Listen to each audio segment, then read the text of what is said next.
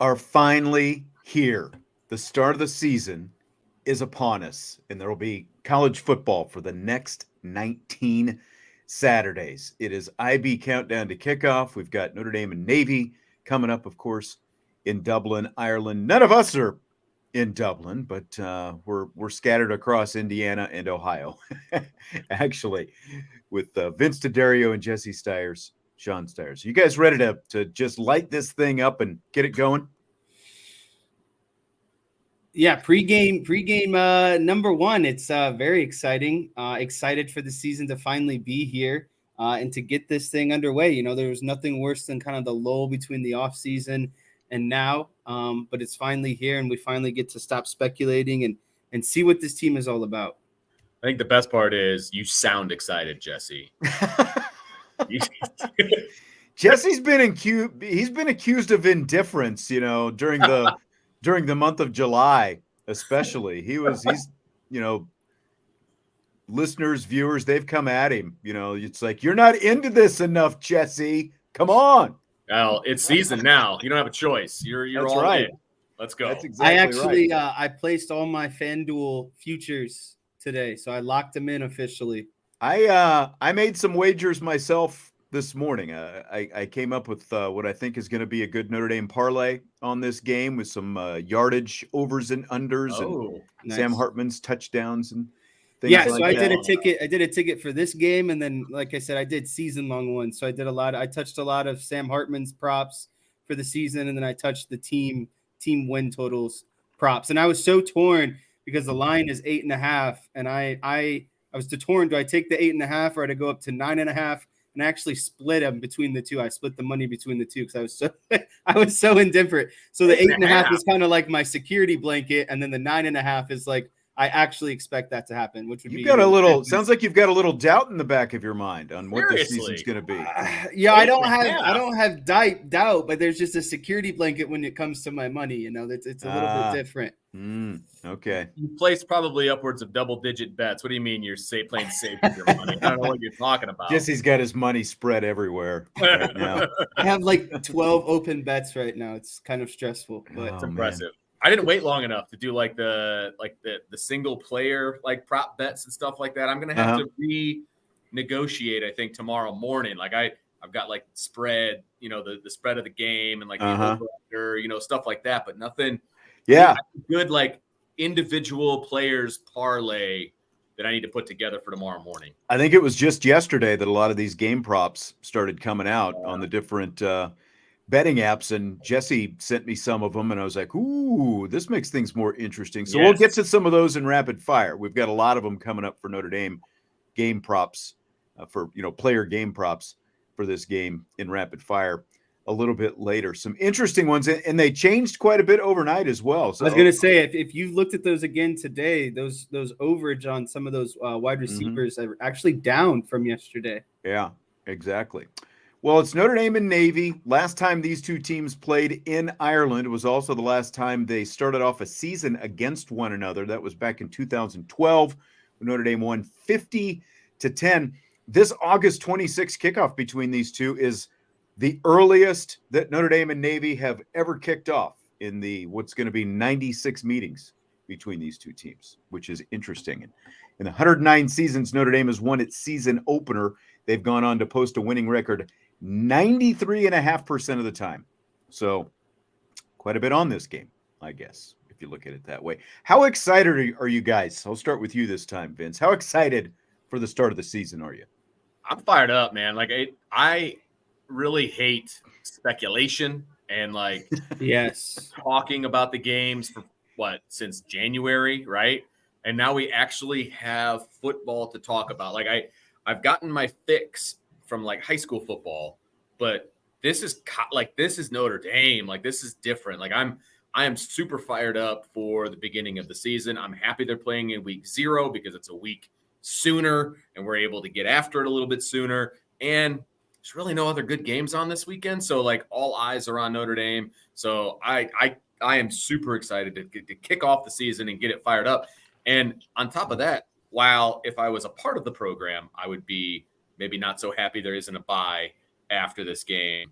Man, we get football for like 8 straight weeks Dame. Like, that's going to be great until about week 6 or so when I'm like, man, is there going to be a bye in here somewhere? I know. That's what's crazy is there's 2 buys in this season. But like you said, we've got to wait 2 months for the first buy to happen. And then we get another one 2 weeks later. Right. So we're going to get a lot of rest the latter third of the season. But, I'm excited for some Notre Dame football, man. And I'm obviously excited for this game, but I'm even more excited for next week when we get to see him in person and all of that. But it's Notre Dame football. We get to have a post-game show and talk about an actual game. Like, let's go. Sign me up. Yeah, just kind of following a lot of what Vince was saying there. It's good to get the season going. And anytime football starts back up, of course, it's really exciting. So I don't care if it's this week or, next week or whenever it might be. To me, starting as soon as possible is the best thing, because we get to see this team out in the field. And you finally get to see a lot of these, like I guess you could say toys out on the field. Like, what is Chris Tyree going to look like at wide receiver? What is Sam Hartman going to look like going through the full offense? What is, Tobias Merriweather's the development looks like? What are the young guards going to look like along the offensive line? I don't have a lot of questions about the defense, because I think that's, they are kind of the security blanket of this team this season. I think the secondary is going to be very solid. The linebackers are just, very experienced. And you might see some rotation of, amongst some pieces in there. And then the defensive line, I think, is probably the biggest question mark, who fits where and what that rotation looks like. But again, it's going to be fun to see some of these guys cut loose, some of these toys kind of go out there and perform. So like, that's the most exciting part, is you get to see kind of a new offense and a new, the personnel of the offense finally out there and going. Jesse's just going to blow through all of our content in the first 8 minutes of the show here. Jeez. Read the outline. Come on. I'm really excited. It's been a while since Notre Dame has had one of these week 0 games. And I can't ever remember when they started doing week 0 again. But like, if Notre Dame wasn't playing this weekend, the best that you would have to watch would be USC San Jose State. I can honestly say I probably wouldn't be watching any football this weekend if Notre Dame wasn't playing. So I'm very glad. If they weren't playing also, I guess maybe we'd get a better matchup next week, and they might not be playing Tennessee State, but it is what it is. But I'm very glad that we get this game, kick off the season right now, and then we just jump in with both feet. As you said, Vince, for the next 2 months, we've got Notre Dame football. So it's great. I'm very excited about it. A lot of changes, obviously, over the offseason. You got, both of last year's quarterbacks, Buckner and Pine, transferring out. Interestingly, as we've talked about on IB during the week, looks like neither one of them is going to be a starter at their new schools this year. But enter Sam Hartman, so big elevation at the quarterback position. Tommy Rees, of course, leaves for Alabama. Now you've got Jared Parker promoted. Gino Gaduli hired away from Wisconsin to be the quarterback coach. Harry Heastan retires. Enter Joe Rudolph. And then I almost forgot. Then you also had arguably the best special teams that we've seen, in the last 40 or 50 years. And he leaves, and now enter Marty Biaggi as well as special teams coordinator. It's going to be interesting to see what that looks like. So you guys, are you uneasy about any of, all this change going into this season, especially considering we did just have a head coaching change a year ago?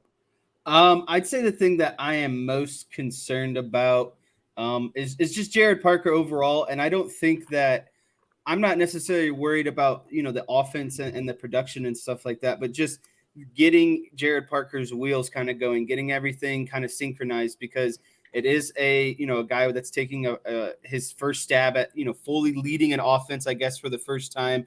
And then the implementation of, how Sam Hartman and everything else kind of works into that. I'm hoping that we see an offense that's tailored around a lot of Notre Dame's skills and what they're trying to accomplish. And so I just hope that goes well. And I would say that that's my concern or uneasiness, because, that's going to dictate really how far this team goes this season. So that would be my uneasiness, is just the synchronization of Jared Parker's kind of, what he's thinking, and then putting that actually onto the field and it being successful. I'm kind of curious, I've been thinking about that a little bit the last few days, like Parker, offensive coordinator, because I've kind of listening to some of the national guys. That seems to be one of the biggest questions they have, Vince, is, well, you lose Tommy Rees and he's going to Alabama. And now it's Jared Parker. What's that going to look like? How successful is he going to be? I'm at least confident that even if it wasn't his own offense at West Virginia, he at least has experience as a play caller on game day. I don't know. What about you? No, for sure. And I think what we've been able to see and what we've been able to hear, kind of, whispers from the program, and again, what we've been able to see at practice, like actual living, breathing plays being, gone through. I like where things are headed. I feel confident in what Jared Parker's offense is going to look like. Because as Jesse said, I think that it's all about making your offense fit the skill that you have. And I don't know, look, Tommy Rees is a very smart X's and O's guy, and he always has been. Sometimes almost too much so, like almost too much for his own good. Yeah. And I think that's not going to be the case. Like, this is still college. You know what I mean? And I think college offenses, you don't have to be the smartest guy in the room. You just have to have the better player. And you gotta let him play sometimes. Let him play. Exactly. It's about matchups. Like, Brian and I have said this a million times. It's about the matchups. And if you can take advantage of the matchups, then you're going to have success in college football. And I think Notre Dame has enough pieces offensively where they can take advantage of a lot of matchups. And so I'm hoping, I believe that Jared Parker's going to be able to do that. And I think my uneasiness, I guess, since that's the question at hand, is that I just hope that Sam Hartman's everything that I think he is. You know what I mean? Like, we've sure built him up, Exactly. My wallet is sure trusting him. Yeah, I feel real good about it. Now, the national media doesn't. Like, they don't think that he's anything. Like, he's not even in the top 10 college quarterbacks from some lists that I've seen, which is ridiculous. It's amazing that it's not only the national media, but as we've talked about with like his season props for this season, Vegas doesn't really believe in him either. His season over-under touchdown pass total is 26.5. Drew Pine threw 22 last year. 26.5 still in Vegas. You hammer the passing yards is a little over 2,800 yards, basically. That's crazy to me. I think Pine and Buckner had, like, if I'm not mistaken, like 2,300, 2,400 last year. So it's like, again, you're telling me a guy, Sam with Hartman, a not very good offense. It was an inept offense, is what it was. So you take that into consideration, then you replace Sam Hartman, who is arguably, I would say top 5 college quarterback of all time, just based off, statistics and stuff like that alone. The guy's gonna get his completions, and so it's just kind of crazy that you take all that consideration. And they don't think that Sam Hartman's worth 5 more touchdowns or 3 or 400 to 500 yards really at the end of the day. And it's, I'm like slobbering over those numbers because I think those are easy overs to hit. Parlay all of it, baby. Parlay it all, make some money. That's what I'm going to be doing. That's right. Was there a concern you guys had going into the offseason, or maybe even coming out of the spring and into the summer, whichever way you want to look at it? Was there a concern that you had that after going through training camp and the whole thing that you're maybe not very concerned about, or at least not as concerned about right now? I think I was, uneasy, I guess, about what the defensive line was going to look like, the depth and the talent and all of those different things. I think that has solidified throughout the fall. I think I feel really good about that, actually. I think I feel like that could potentially be a strength of this team moving forward. I was always confident in the linebacker. So really it's just a couple of position battles here and there. Honestly, I'm still a little uneasy about the offensive line at certain spots. We'll get to that here in just a second. I figured we might.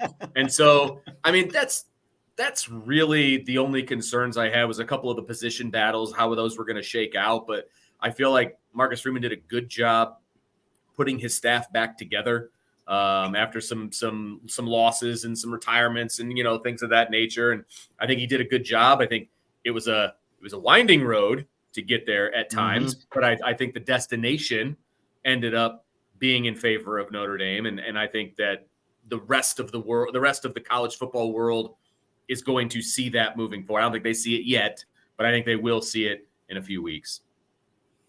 Yeah, I would say the thing that I had kind of, concern going into the offseason that I'm not so much concerned about now would be the combination of, losing Harry Heaston, Joe Rudolph being the replacement. But not only that, just, the two guard positions on the offensive line, not only losing Harry Heaston, who's a great developer and a teacher of, the offensive line position, but then you also have two guard spots that are going to be filled by guys who haven't played before. So there's a lot of inexperience at those positions.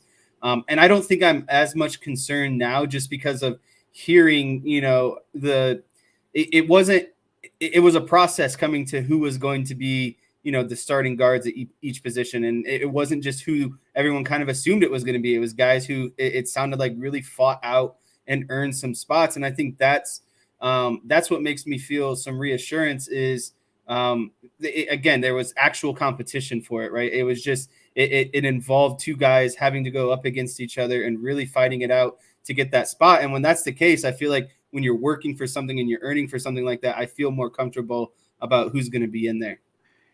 Yeah, we'll go ahead and talk about those guard spots right now, and I'll come back to what I was concerned about that I'm not, since we're on the topic, though, of the guards with Pat Coogan on the left side and Rocco Spindler on the right side.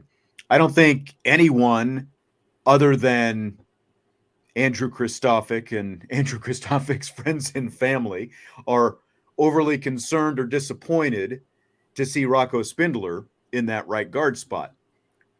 The other side, though, at left guard, as we've talked quite a bit about, with Billy Schrouth being kind of in that pole position coming out of the spring and coming into fall training camp, ending up losing out to Pat Coogan at left guard, I think that there is definitely a lot of shock there. And on top of that, both of these guys are making their first career start today. So as Jesse and I talked about on the show the other day, I think it's very important that Zeke Correll is going to be available for this game. Hopefully his ankle actually is 100% to have him there. But this is probably, it's probably my biggest concern, just exactly what these two guys are going to look like against this kind of undersized, scrappy Navy defensive front that we saw cause so much trouble for Notre Dame, especially in the second half last year, to have two guys who have not been out there and been through it before, rookies going into this weekend. I think that's a legit concern. I mean, I believe, if I'm not mistaken, Pat Coogan and Rocco Spindler have a combined one game between them, in actual varsity football at Notre Dame. And now, if you would have had Billy Schrouth in there, it would have been 0. But if you would have had Kristofic, obviously that number goes way up. So yeah, I just people would be, even though Schrouth doesn't have any more experience than Coogan has, people would still be much more happy with that. Oh my gosh. Because of the player rating that he came in with and the name and all that stuff. 100%. And I probably would feel the same way if I'm being honest. Now, I fully expect Pat Coogan to go out there and prove me wrong, and that would be great. And that's what I want to see as a Notre Dame fan and as somebody that covers the team.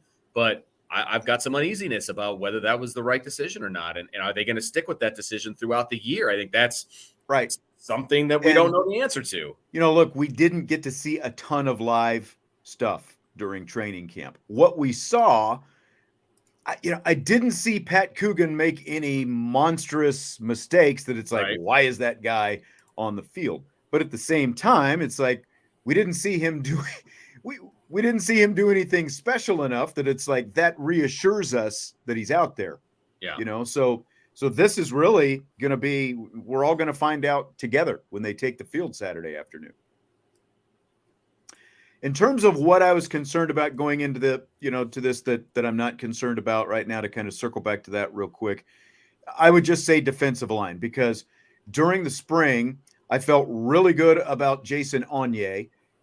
The rest of it, and fairly good, I guess, about Jordan Botello. I didn't have any issues there, but the rest of it, there again, kind of what I was just talking about with Coogan, I didn't necessarily see anything that was like, man, this is going to be a really good defensive line. It was fun to see Jason Onye kind of emerge in the spring, but even then, how many springs have you seen, where a guy will have a monstrous spring and then you don't hear from him again during the season? That's happened plenty of times over the years.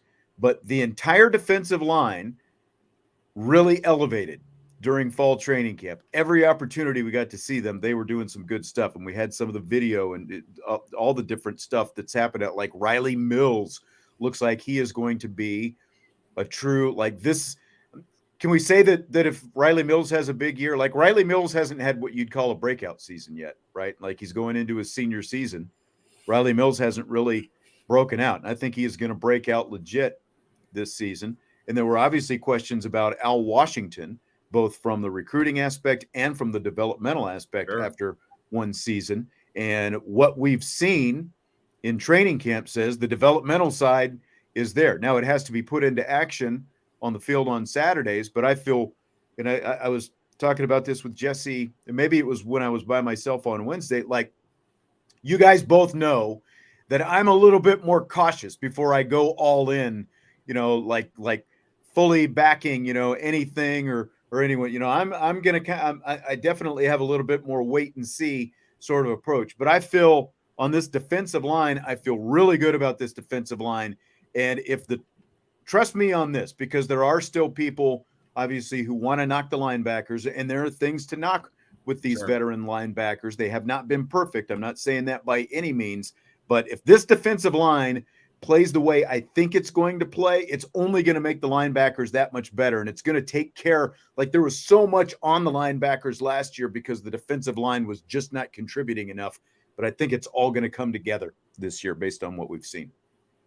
It's only going to help the linebackers. I mean, I think the linebackers are going to take a step forward, a big one, actually. And it's going to be even bigger if the defensive line can be who we think they can be. Right. And really just take up a bunch of space and allow those guys to roll. Because, look, any linebacking core is going to be better if they're not having to fend off a bunch of offensive linemen. I mean, that's just common sense. And so, yeah, I think the defensive line, it's all one cohesive unit. I know that's cliche and everybody has to do their job, but it's true. I mean, if the defensive line is forcing double teams and not letting those offensive linemen climb, linebackers are going to be able to scrape and make plays. Yep. Period. Yeah, and I think that's ultimately what's going to happen this season. The linebackers are just going to stay more clean. Those linemen aren't going to have it as easy of a time getting to the second level.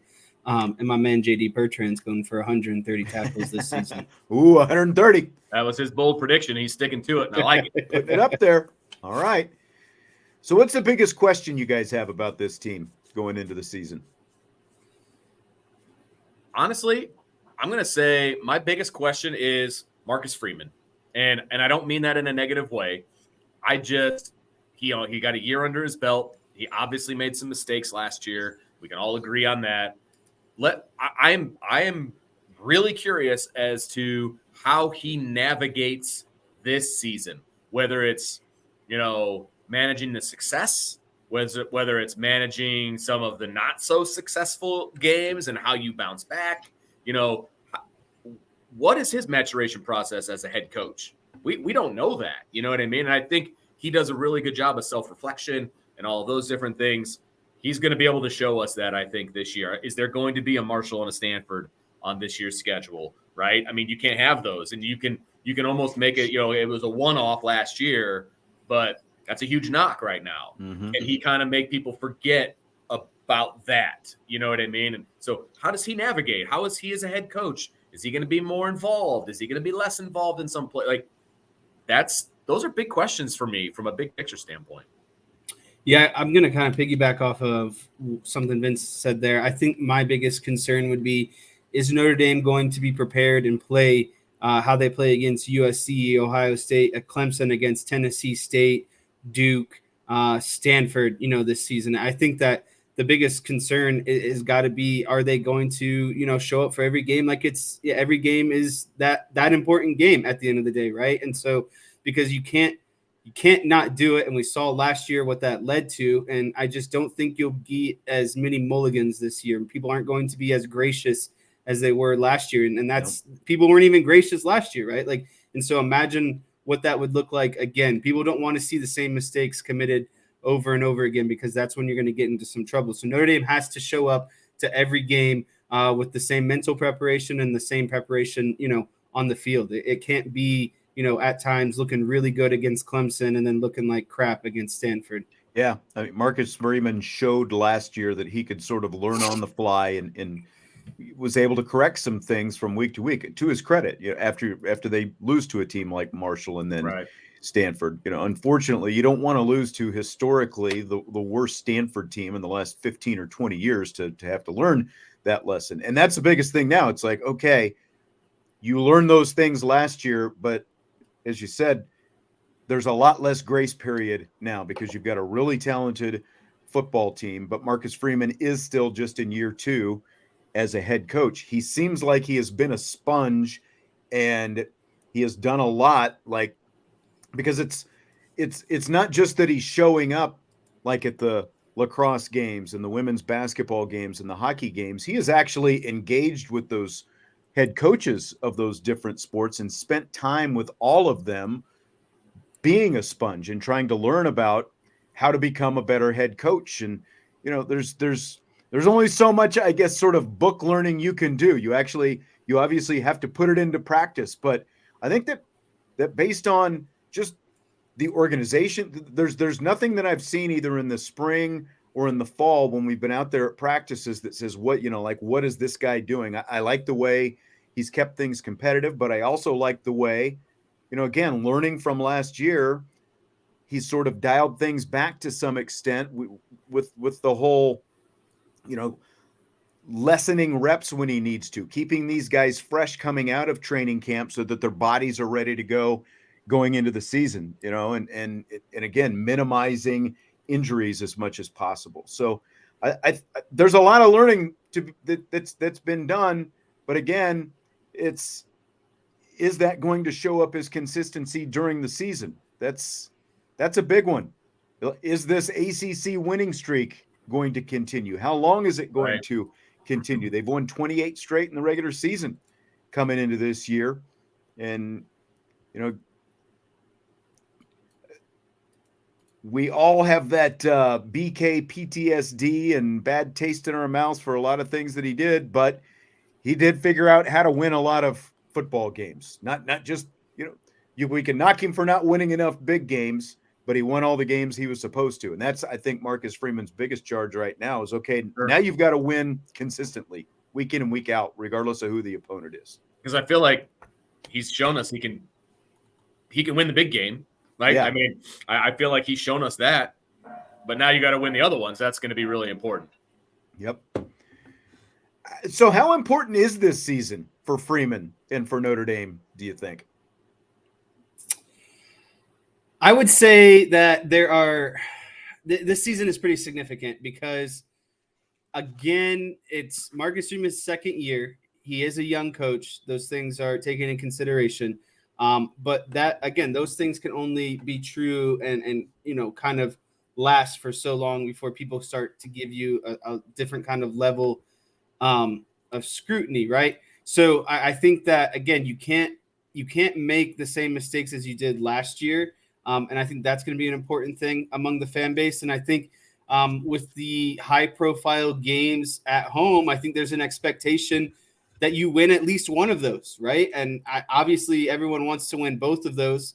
But I think as long as you don't go 0-2 and you take one of those, again, big ones, either USC or Ohio State at home, I think that's, another expectation for them. So I think it's going to be, can Marcus Freeman now settle into, again, that new feeling is gonna wear off, right? And so can Marcus Freeman settle into the expectations of Notre Dame and not let it, overtake him? Essentially, he's got to control the expectations and not the other way around. Not the expectations can control him. And I think it's a good opportunity for him because this is more of a staff that he has put together.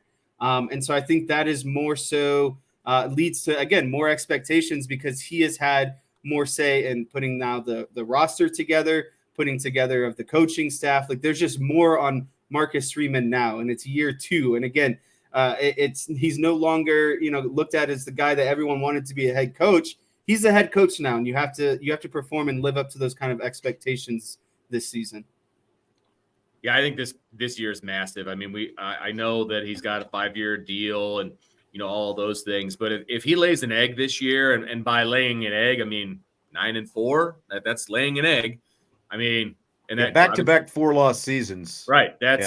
You're not going to have too many people's confidence anymore. And I get that. And it's a, what have you done for me lately kind of a scenario. And I understand why that is. And you mentioned all the things that he's doing in the offseason and picking brains and going to events. And I mean, he is doing everything. Like, he is the ideal guy for this job, everything outside of the football program. Yeah, now you just got to win.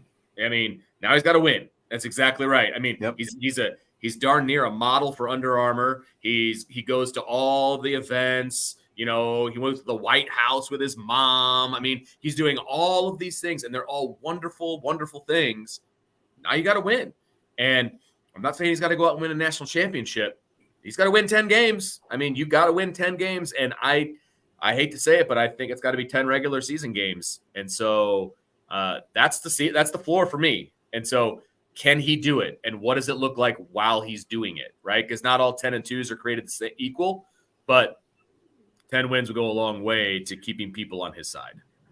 I don't have a whole lot to add to what you two guys have said, but I'll just say this as well. Coming off an 8-4 regular season that turned into 9-4 after they won the bowl game last year, you've got a new athletic director who's going to be taking over a year from now, which is a guy who didn't hire him. Right. And you also are in the midst with college football realignment and everything that TV contract means to Notre Dame.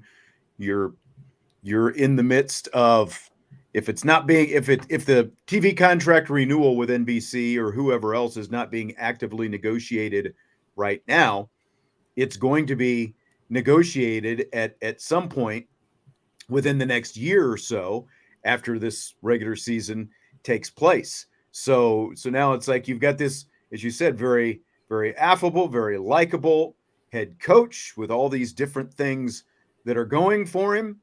But at the end of the day, if a TV network is going to shell out millions and millions of dollars for a big renewal of a TV contract, they want better than an 8-4 regular season.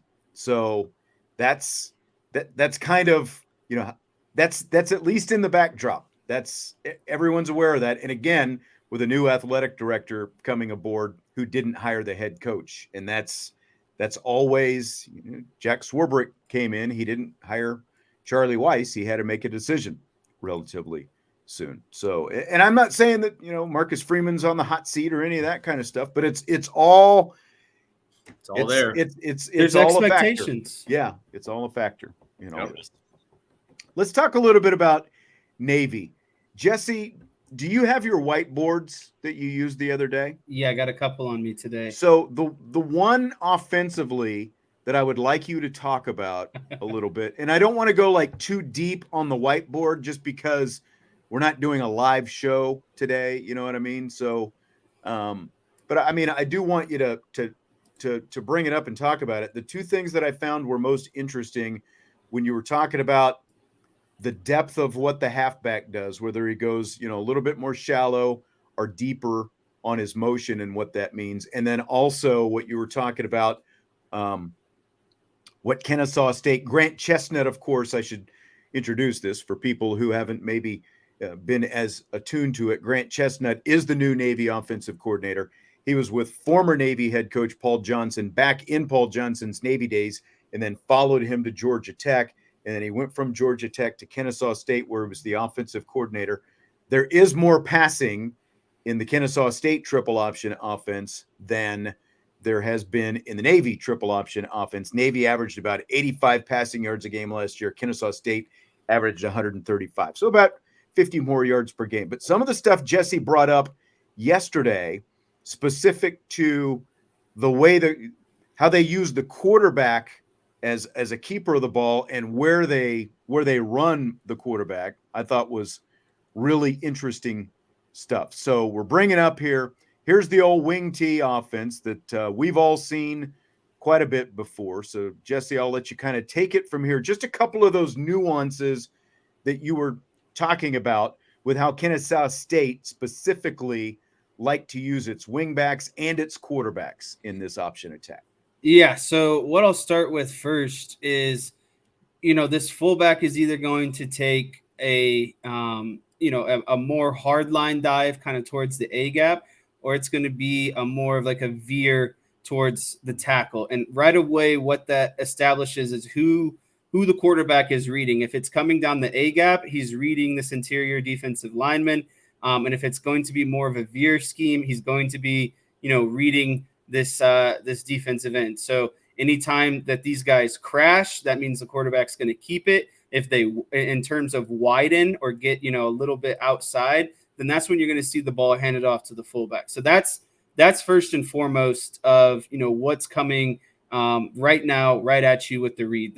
They are isolating either the defensive tackle or the defensive end, and that's kind of, who they're reading in terms of that first option within the triple option. So I will say that first, and then I will say, I would expect this again this year, but they more so like to read the interior defensive line. That's more of kind of their triple option, I guess you could say. And again, this is just based off of what I was seeing from Kennesaw State. But the reason for that is they like to really run this quarterback between the tackles.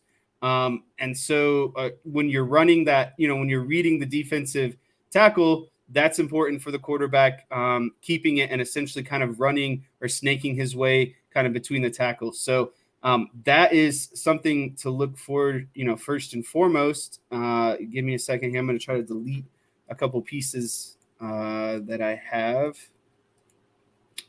And then another thing that I've noticed, when they want to go more inside option routes, their wing T-back will lead you a lot of times to kind of what the play is looking like. If this is a more, on the snap of the ball, you see these wing T guys moving a lot. Maybe it's pre-snap, maybe it's right on the snap of the ball. Maybe it's a deep motion trying to get back in here, or maybe it's kind of an underneath motion through here. What the underneath motion is going to do is the quarterback a lot of times will fake to this fullback. He'll take out this gap. This other wing T will kick out kind of the last man on the line of scrimmage, and now the wing T back going towards the play is going to become another lead blocker for the quarterback. So essentially, this quarterback, after faking to the fullback, is going to have a convoy of kind of 3 lead blockers through the hole, and he's going to be able to kind of sit back and knife his way, read, what's the open lane to go through here. And again, I think that's going to be quarterback follow type stuff through those. Yeah, quarterback gaps. Follow, quarterback power, whatever you want to call it. And it's really predicated by this wing T back, because if he gets depth, what's kind of considered a full orbit kind of motion, then the quarterback's going to fake this, and then this guy, because he's deep, they're going to try to get more on the perimeter and keep phase. But when he cuts kind of underneath here, it's because he wants to be a lead blocker through the hole. And as soon as the quarterback decides, hand to the fullback or not, now he's following with another lead blocker through the hole. And again, this wing T formation is something that is a favorite of theirs. I would say that, a lot of watching their film, it's everything's based out of this, right? Yeah. And so whether or not you bring in these other wide receivers, you might see that too. So where all 11 players are technically in the box, sure, but it's still the same fundamental plays, right? It's just kind of, and when they want to, if they do spread these guys out, they're really going to spread them out, because that creates a big, basically a big valleyway for the quarterback and the pitch man if they ever want to get in phase, kind of out here. So the more you spread this wide receiver out, the more space that you're allowing these guys to kind of work in here. So that's something I would really kind of look at, spacing of these wide receivers, because it tells you, I think, what kind of plays they're trying to get into. And again, following these up back or these wing T's and seeing if they're getting more of a deep motion or more of an underneath motion, because I would say if you see underneath motion, then you're going to see a lot of, the quarterback and fullback staying between the tackles. Okay. You've got a board that looks like John Madden's board right now, the old telestrator on there.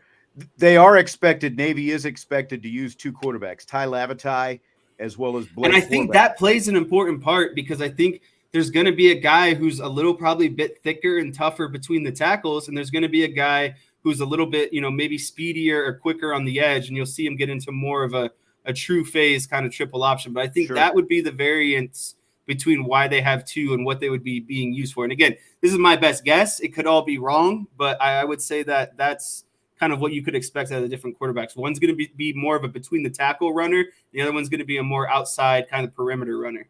Yeah, and it feels like, Vince, like that's where the difference in the quarterback might make a difference, is just, between those things that he's talking about, and also with an offensive coordinator who's at least known to throw a little bit more, which one's the better passer? Because Sure. we do know Lavatai was only a 46% passer last year.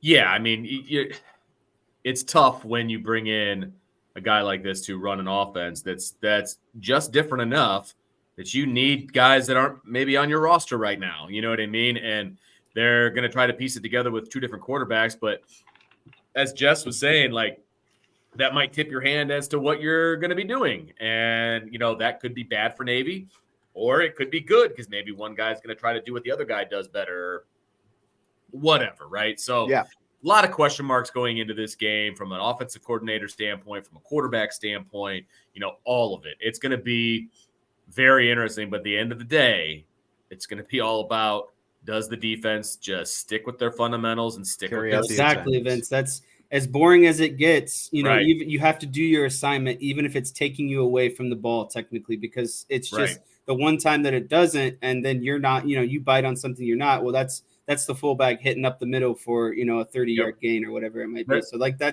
just have to stay so disciplined, and it gets very monotonous play after play after play. And then you throw in the fact that it's just on you so quickly. That fullback is on you so quickly, and those offensive linemen are on you so quickly. And so it's being disciplined, but while also kind of, under pressure at the same time, because again, it just happens so fast. They're on you very quickly. Right. And they're counting on you to get bored. Like, they're counting on a defensive player to get bored and do something they're not supposed to do. Yeah. Like, that's the whole point of the triple option. Yep. Real quickly, let's talk about the other side of the ball. It was just such a weird game last year, how Notre Dame was able to dominate the first half, and then Navy just dominated the second half even more than Notre Dame dominated the first half. And a big part of their comeback, obviously, was their defense shut out Notre Dame in the second half. All 35 points by the Irish scored in the first half. A lot of it. Ryan Roberts had a good article on Irish Breakdown earlier this week about their striker. Their leading tackler last year was John Marshall, and he finished the Notre Dame game with 6 tackles and 1.5 sacks. He applied a lot of different pressure. He's gone now, but Xavier McDonald is their guy. So Jesse, as we look at this, and Vince, you can kind of chime in as well, just on, I'm curious, one, you've got a quarterback with Sam Hartman's experience. 2, we expect a lot more RPO from Hartman and Notre Dame this year in the offense, and from Jared Parker, obviously, how much that can come into play in terms of slowing down that Navy pressure that was so successful in the second half last year. Yeah, so I'll kind of go first here, and this is a typical formation that you saw in the second. I went back and watched the second half of Notre Dame and Navy last year, and this was a typical kind of defensive alignment, and this is a typical offensive formation that we saw at Notre Dame last year. So I'm going to go out and actually say I don't think this is more so has to do with the striker position itself.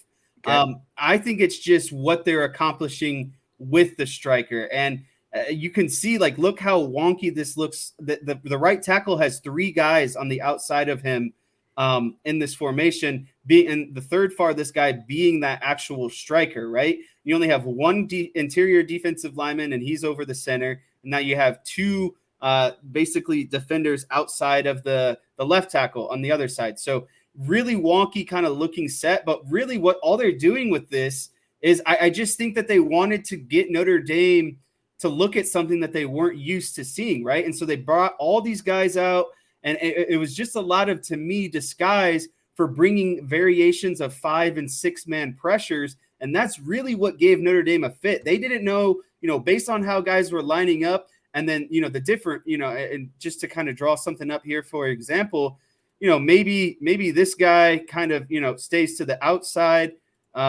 and comes off the edge. This guy kind of loops in here, and this other guy is now coming off the edge too. So you got 2 guys working off the right tackle. Maybe these guys do a different stunt and this guy comes in here, or maybe this other outside guy doesn't even come, right? He drops into coverage. That was the entire game that they were playing with this addition of the striker position, is they were confusing and inexperienced quarterback. Confusing and inexperienced quarterback. And that leads me to my next point of why I don't think this is such a big deal, because Sam Hartman can slide protection. Sam Hartman can audible when he sees three guys outside of his right tackle. There's probably someone coming off the edge there, right? Like, he has the experience and knowledge of being in a lot of games to be able to recognize, okay, we can shift protection here and we don't need to overreact. It's just another, if you stay on your cues and your landmarks as an offensive lineman, this really isn't a big deal. Again, it's just they're bringing 5 and 6 man pressures with a different disguise on it. And really, that's kind of what I took away from the situation last year. Excellent description, Vince. Yeah, I mean, that you nailed it. And what you also nailed was the fact that I don't think it's going to be a problem this year, because you've got a guy in his 6th year who has seen everything. I mean, he has seen teams try to bring with bad offensive lines. Right. And that's exactly right. He's not dealing all the question marks we have about this year's offensive line, right? If we have any, they're still in a way better position than any other offensive line that Sam Hartman has ever taken snaps behind in his entire career. And so he's going to be able to move and shift those guys. He's going to be able to get rid of the ball. He's going to be able to hit his running backs on swing passes. I mean, how much have we seen the running backs get involved in the passing game during practice, Sean? I mean, they're very involved. And they refused to throw to the running back last year when the running back was wide open. And so if you want to bring 5 and 6 man pressures, be my guest, because there's going to be guys that are open. And guess who's going to find those guys? Number 10, this year's number 10. And so I feel like Navy is going to give this a shot early, and it's going to backfire on them. And then they're going to sit in base, and they're going to try to do the best that they can to prevent Sam Hartman from ripping them apart. And it's kind of a damned if you, damned if you don't. If you're Navy, I feel like that's what's going to happen. Yeah, I mean, just the way Jesse drew it up there, and obviously for people listening to the podcast who didn't see what Jesse was drawing up, you essentially had 3 defenders sitting outside the tackle with no tight end on that side, but you've got a tight end on the other side. So if you've got 3 on 1, you're going to win that matchup every time. It's just an overload. All Sam Hartman, all Drew Pine needed to do was move the tight end from the left to the right over to where all the bodies were, and at least give himself one more blocker on that side. And again, that's something that a veteran like Sam Hartman is like the back of his hand. As soon as he sees it, that's what he's going to do. I bet it had to drive Tommy Rees crazy because of not how simple that was, but just it didn't feel like Drew Pine was thinking on his feet, right? And so it's like he just kind of was sitting back there and going through the same motion and not wanting to make the big mistake. I agree with what you're saying, but that can also be where like Tommy Rees can be the smartest guy in the world, but if he wants to, sort of be the puppet master on the sideline, you've got to allow your quarterback to be able to think on his feet. You've got to sort of embolden him to be able to do some of that on his own. We don't know exactly what that relationship was like, but it sure seems like the way Tommy Rees went about most things that maybe that wasn't, and again, I get it. You've got an inexperienced young quarterback out there, so there's only so much leeway you're going to give him.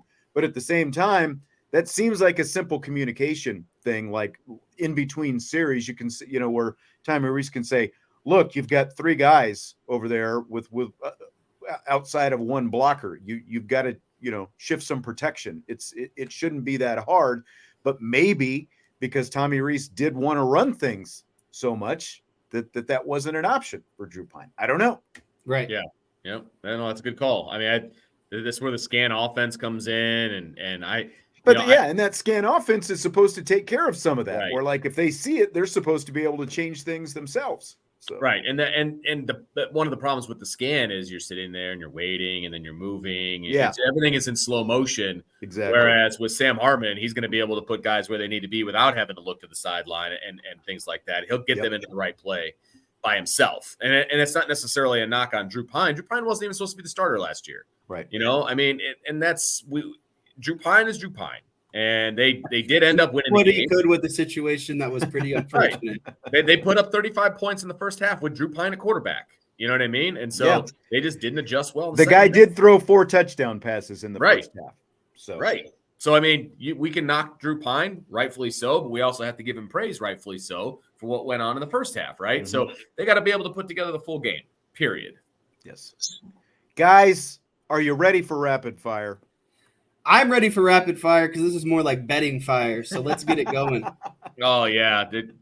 Jesse's definitely going to be ready for this. All right. Let's do both sides of this. Your biggest concerns going into the season are blank. Your biggest confidence going into the season is blank. Double fill in the blank. You take this one, Vincenzo. All right, man. All right. So the concern, obviously, I'm trying not to be like Mr. Positive fan all the time, but my biggest concern for this team, and I'll go back to something that I said earlier. My biggest concern is who is Marcus Freeman. Like I don't know that. I don't know the answer to that, and that is going to trickle down to the rest of the team. No matter how talented this team is, if Marcus Freeman ends up mishandling being the head coach, then things aren't going to go well, right? They'll still win the vast majority of their games, and just from a talent level, level alone. But that's my biggest concern is I don't know who Marcus Freeman is yet, and I hope by halfway to 3/4 of the way between now, of the season, I'm going to have an answer to that. But that's my biggest concern because it is the absolute biggest unknown. So I guess I'm supposed to say both. I'm most confident. I'm most confident in the offense. I think this offense, and I have likened the scoreboard at Notre Dame Stadium to a pinball machine. I think it's going to be like, they're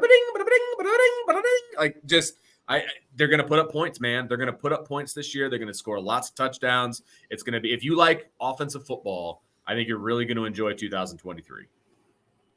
Yeah, so I would say my biggest concern is kind of a little bit of what I was echoing, a little bit ago, and that's just Notre Dame being prepared for USC, for Ohio State, for Tennessee State, for Stanford. No matter who the opponent is, it's almost like the opponent should be nameless and faceless. They should just be coming into every week with the expectation and playing at the same level, the same intensity, the same tenacity, the same preparation, everything. And it shouldn't matter who you're playing against.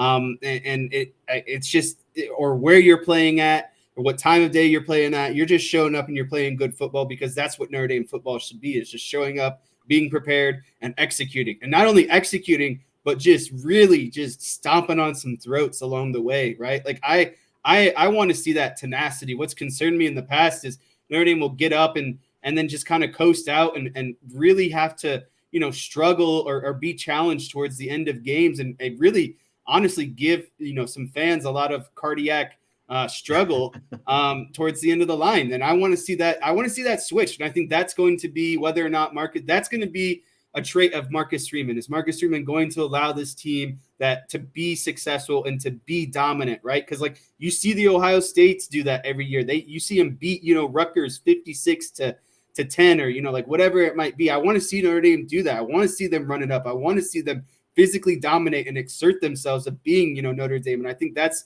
a new brand that could potentially be, on the horizon for Notre Dame. So that would wrap up kind of where my concerns are at, what I'm most confident about. And I'm actually going to flip the script off of what Vince said. I'm actually most confident in this defense because I think this defense is going to be is going to be a vital backbone of this team in some of these key games. USC, Ohio State. There's going to be times where they're going to have to put their foot in the ground because just Notre Dame's offense isn't going to score every possession. They're not going to score, and especially when they're playing these bigger teams, it's going to come down to a lot of single possession games. And I think the defense is going to be able to stand and get the ball back to the offense when it needs to, kind of in critical situations. And that's just a testament to their linebacker core being very experienced. That's a testament to their secondary being very deep and talented. And now you throw in a good offense, good defensive line that only helps out those levels. If you're getting pressure on the quarterback, that only helps out your linebackers and your secondary and stuff like that. So I'm actually confident that the defense is going to step up in some of these big games and really help out the offense this season.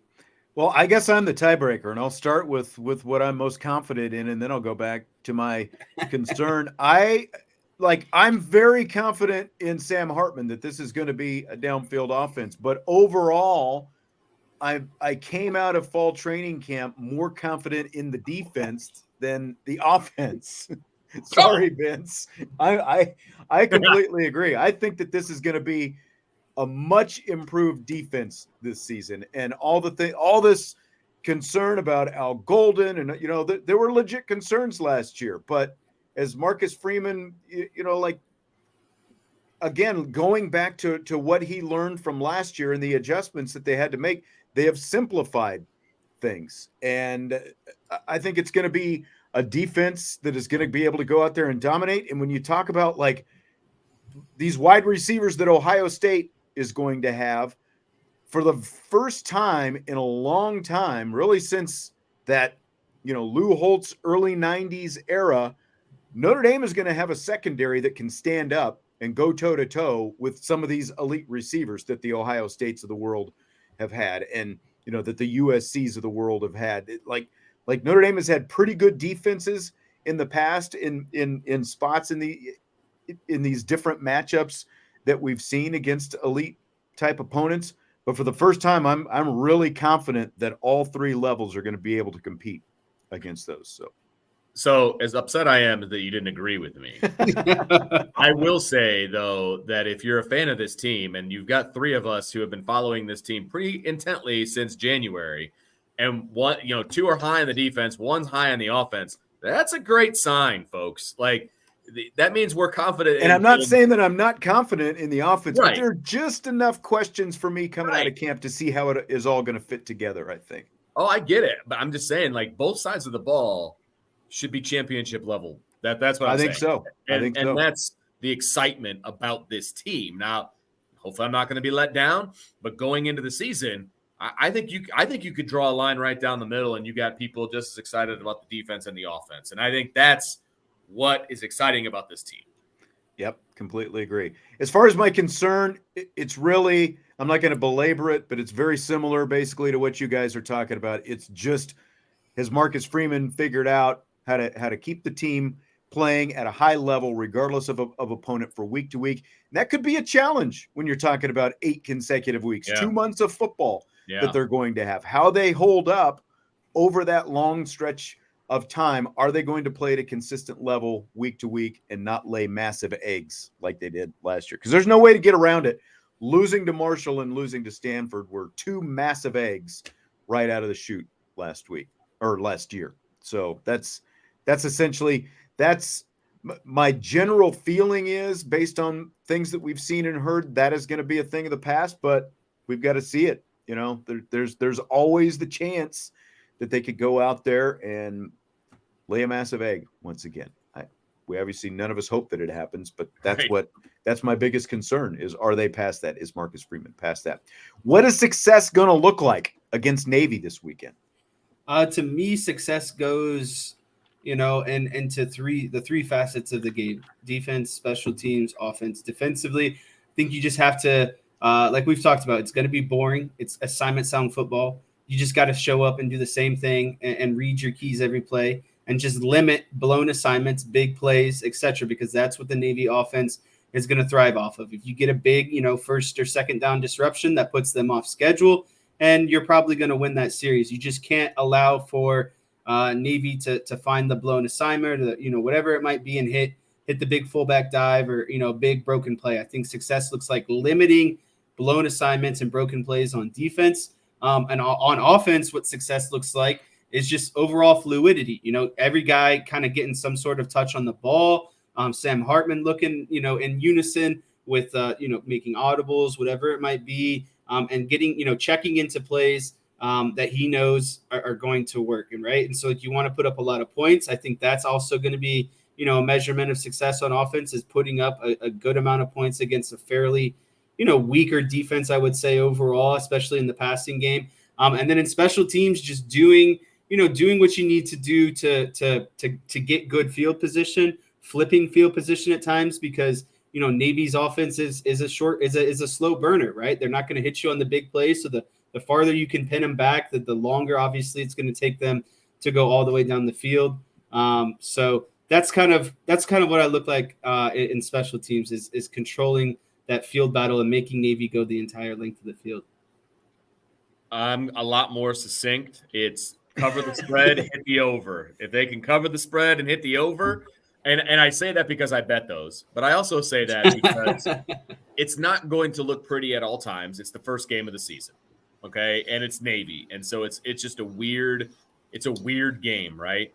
But if they can put points on the board and they can hold Navy to respectable numbers and all of those, like at the end of the day, if the stats are what we want them to be, if they put up a bunch of points, if they hold Navy down, I'm good. Like I'm not going to pick this one apart. Like this is kind of one where you just want to, I don't want to say escape, but you want to win the way you should win and get out of there, and let's get back to the United States and start playing some football on American soil. Yeah, it's Navy, so they're going to get some yards. It'll take a few weeks for that rushing average to kind of level out a little bit. They're going to get some yards. If they hold Navy to 200 or fewer yards, I think that is a really successful game. They ran for 250, I think, last year. Limit the big plays is the big thing. Don't give up big plays. Like the fullback had a 50-yard run in last year's game. Limit the big plays. Get them off the field. Keep them behind the chains defensively, and then offensively, just do your thing. Like Drew Pine was having a day last year in the first half. It just looked easy money. Keep that going throughout the game. No let up in this game.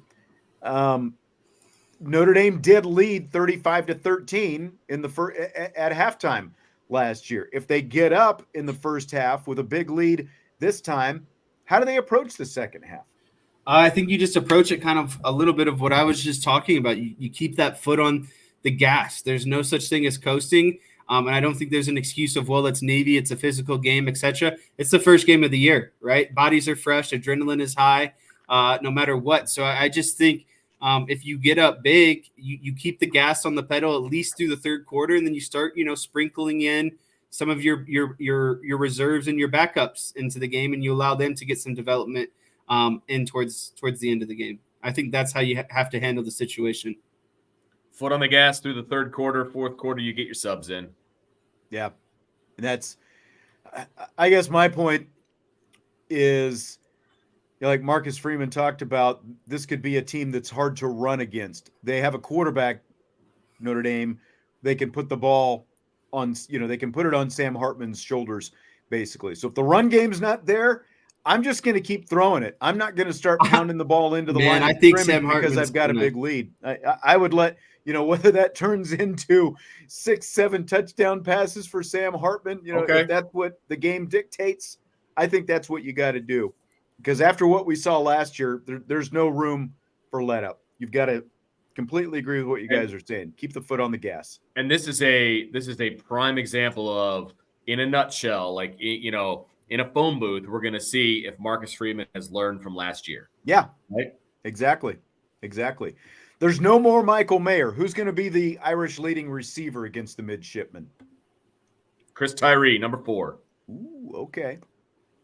I'm going to go. I think there's going to be several big plays downfield. So I'm going to go with Tobias Merriweather. I think he's going to get some of those long balls. You're going to see a couple of them, 30, 40-yard type plays down the field. So I think those will rack up. I think Chris Tyree will lead in receptions. But in terms of yardage, I think that Tobias will kind of rack up more yardage just because of his shots are a little bit more downfield. All right. I'll distribute it all over. I'm going to go Jaden Thomas. We've each got one. I like Jaden. I just think there's something to say about the experience a little bit in the first game. Yeah, I like the experience, and I'm still Notre Dame is going to have mismatches all over the secondary, and how these guys deal. The one thing Navy's going to have going for them is at least they're going to play physical and try to keep up. Stay close with Notre Dame's receivers. Will they run past him? I like Jaden Thomas and just that physicality that he has and his ability to go get the football. So that's why I like him in this game. Over under 6.5 combined punts between the Irish and Midshipmen in this game. I'm taking the under. I think that Navy's going to punt a few times. I think maybe Notre Dame punts twice. But I don't think, especially with the new clock rules and everything, I just don't think they get to 7. Yeah, I also take the under on this one. I think Notre Dame's around 2 to 3 punts, and then you also have to factor in Navy gets they get in. They'll get into desperation mode. They'll start going for it on fourth downs. I think you'll see some turnover on downs here and there, and then also Notre Dame's good about causing turnovers in these types of games, especially when there's so many different phases of the triple option of putting the ball in the belly of the fullback, the quarterback pulling that out, and then obviously the pitch between the potential pitch man or the quarterback taking it himself. I just think you're going to see some turnovers sprinkled in there that might take away from the punts as well. There were 9 combined punts in last year's game. That is almost a record for Notre Dame and Navy. There have been games where like neither team punted, basically. If you got one. I'm going to go under as well. I think this game is going to look a lot different than last year's game. It's interesting you brought up that clock rule, Vince. We hadn't really brought it up yet, but I'm wondering, okay, the game kicks off at 2:30 Eastern time. Is it going to be done by 5 o'clock? Will it be done by 5:30? Like with that option offense, and they're not going to stop the ball on first downs now when Navy could have the ball for an entire quarter the way, that's what I was thinking a little about bit of a too. rhythm, Yeah, they could, but I don't think their offense is good enough to do that yet. Yeah. It's going to be something to watch out. That's a good point too, because it's like this is Navy is also first game figuring out new quarterbacks, new offensive coordinator. But like they themselves have some wrinkles that they need to figure out. If you're Notre Dame and you've got a big lead at halftime, even if Navy comes out and like chews up most of the third quarter, say they have the ball, starting like you take that. It's like, okay, shorten the game for us. Help us out a little bit. You're feeling a little bit different though if it's a tight game and like your offense is standing on the sideline and all that kind of stuff. It's going to be interesting to see how things play out. Over under 34.5 touchdown passes for Sam Hartman this season. Oof, so that's 35. So what? That's 12, basically 3 a game. This is where I struggled. In the note here, it says 26.5 is where his over under line is for Vegas. I smashed that over first and foremost. 35. I'm going to have to say under on this one. And it's just because, I think he had like 38 and 40 at his years at Wake Forest. Those are right around there. I just don't think the volume's going to be there. And I think Audric Estime is going to take a little bit of those touchdowns in some games. So I think he gets close to it. It's a very good number, but I think he's somewhere around like 34.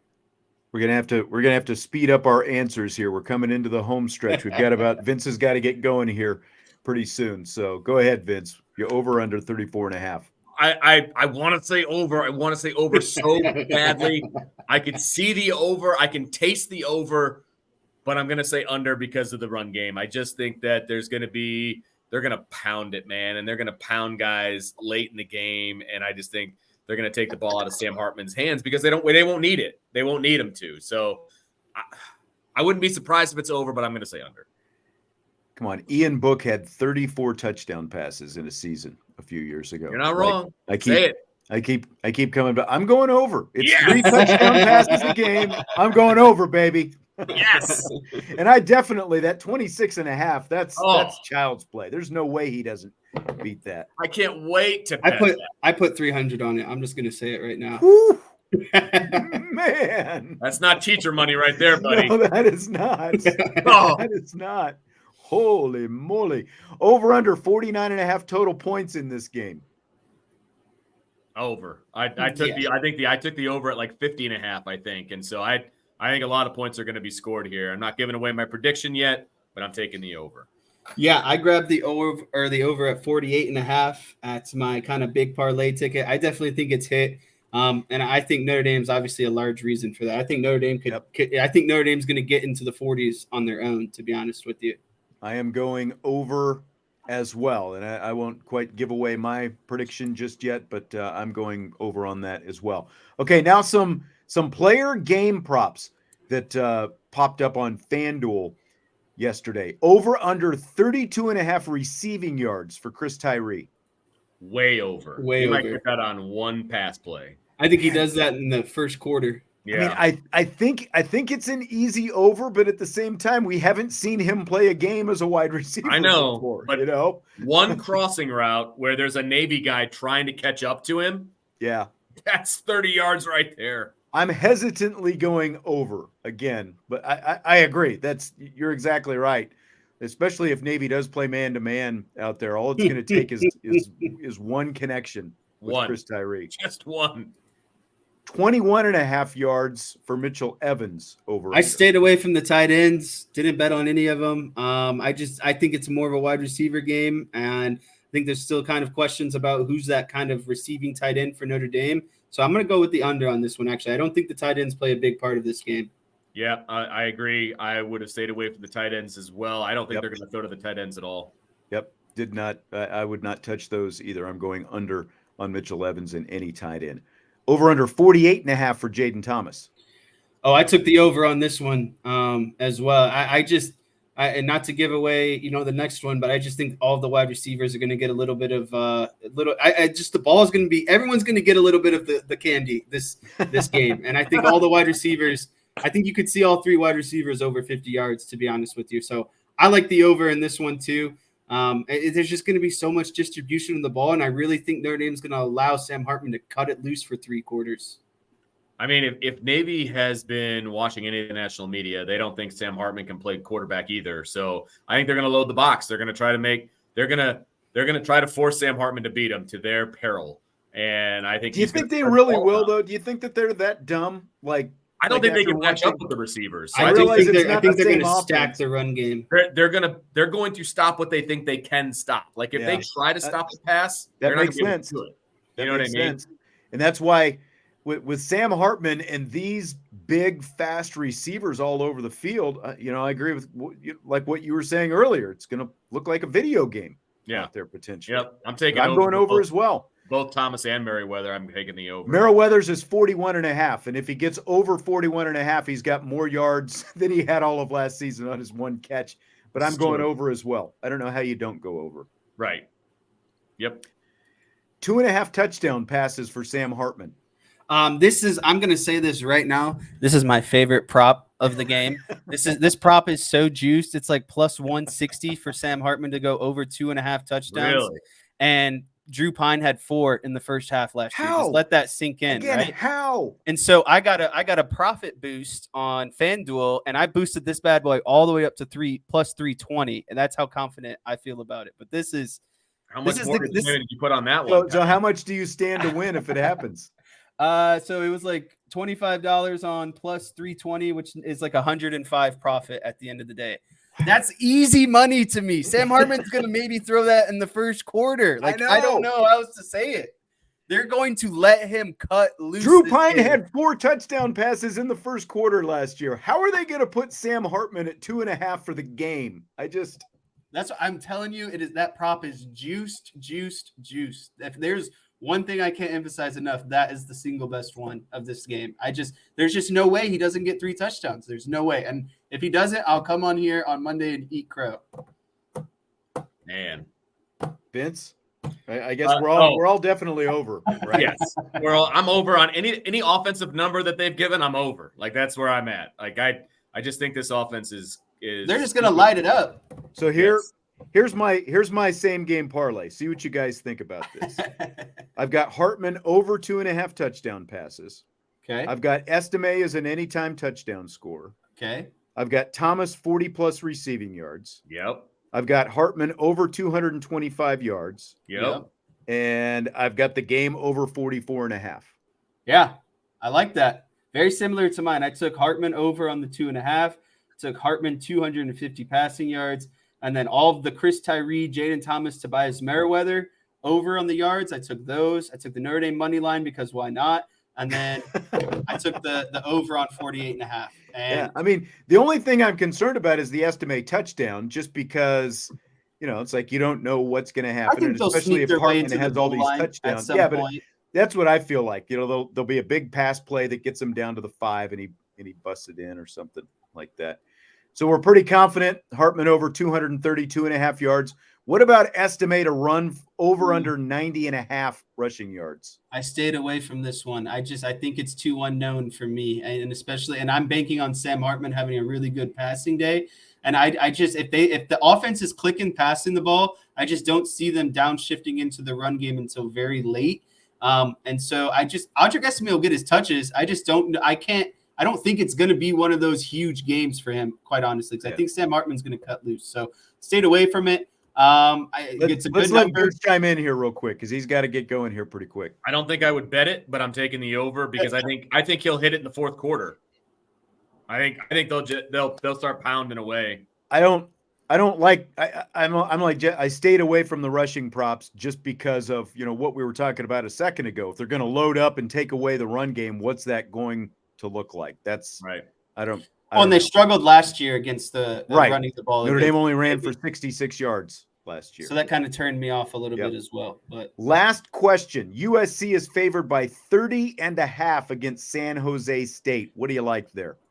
Go ahead, Vince. I took it. I actually took this bet along with some other parlays with other games. I took it. I think they're gonna run up the score. I took it. Jess?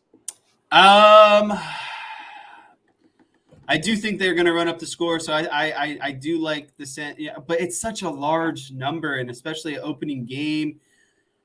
I still think they're going to score a lot, but that's just too big of a number for me. So I think actually San Jose. I'm going to go with San Jose State like a backdoor cover, maybe get a touchdown with like 2 minutes left or something like that. San Jose State actually had a decent defense last year. They were number 2 in the nation, I think it was, in sacks last year, and they've got a decent returning quarterback. I don't know that they're necessarily going to completely keep up. I'm not confident enough in USC's defense to say that they're, going to just completely shut down San Jose State. So I would put this on San Jose State actually to keep it close enough to stay within 30.5. I hope it happens for you, Vince, though, because your money's on it. I won't be sad if not. Thank you. Guys, enjoyed it. It was good to all three of us be back. Our first pregame show of the season. Vince has got a big high school game that he's got to get going to. That Marcus right on time, baby. Will be playing in tonight. That's right. As well. Vinny Freeman strong safety will be out there. That's right. But he's all right, guys. Kicker. He's not starting a kicker. That would be my kid. So he better not mess up tonight. All right. No game winners. Good. No game winners. I would say good luck, but All right. Everybody have fun. Enjoy the weekend. Football is here. We will talk to you, of course, Monday on IB. Well, post-game show as well. Post-game show, baby. Post-game show later tonight. Otherwise, I'll talk to you Monday on IB Nation Sports Talk.